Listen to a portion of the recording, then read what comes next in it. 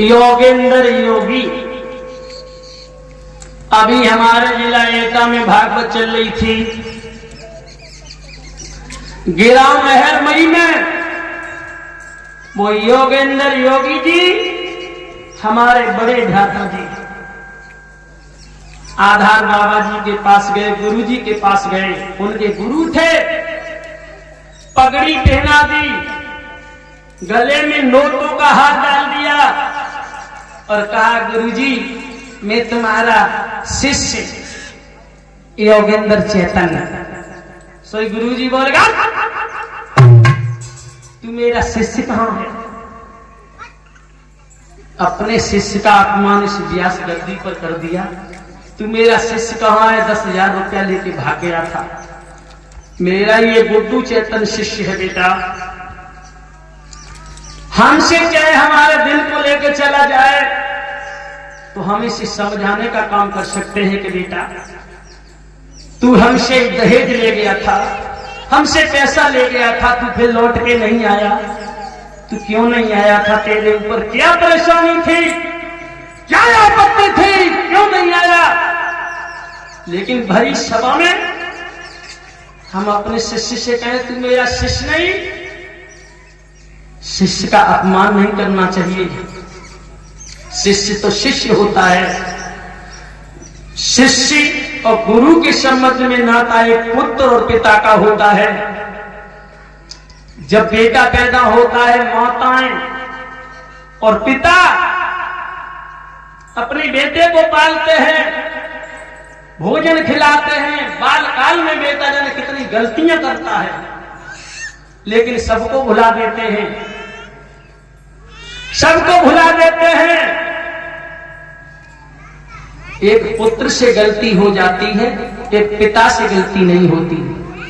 लेकिन पिता जब पुत्र को सुधारेगा नहीं तो समझ लो। और एक बात और बोली थी स्वामी जी ने कि इश्क बुरी बीमारी है, कि लड़की ने गाना गाया था, वो दीक्षा है बेटी, दीक्षा शास्त्री है, बेटी है। हमारी तो उम्र 35-36 साल की है, लेकिन बाकी 13-14 साल की है। उसने गाया था कि प्रेम किसी से मत करना, ये इश्क बुरी बीमारी है। भाइयों, तो स्वामी जी बोले कि तुमने इश्क करके देखो का, समझो इश्क है ये अरबी भाषा का, इश्क शब्द है अरबी भाषा का शब्द है, अरबी का।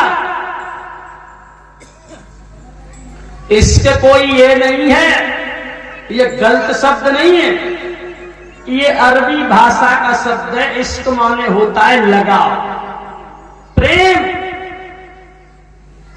कन्हैया से गोपियों ने प्रेम किया था, लगाव किया था। लेकिन प्रेम एक माता पुत्र से करती है, प्रेम एक पिता अपनी माता से करता है, और प्यार वो प्रेम एक भाई बहन से भी करता है, और प्रेम एक पत्नी से भी होता है। लेकिन प्रेम परिभाषा एक ही है, एक ही शब्द तो है। लेकिन भाई बहनाओं, इतना ही कहूंगा मैं तो, इतने लोग बैठे हैं और मेरे भरतखंड के बड़े बड़े उच्च कोट के संत हुए थे, किसी ने अपने गुरु ने अपने शिष्य का अपमान नहीं किया और ना ही अपमान कर सकता है। जो कुछ गलती बनती है वो समझाने का काम था। श्री सुखदेव जी कहते हैं, हे उत्तरानंदन परिषद, संसार में आवागमन तो लगा रहता है, सच्चे सतगुरु की शरण में जाओ, परमात्मा की भक्ति में मन लगा करके परम प्राप्त को प्राप्त कीजिए।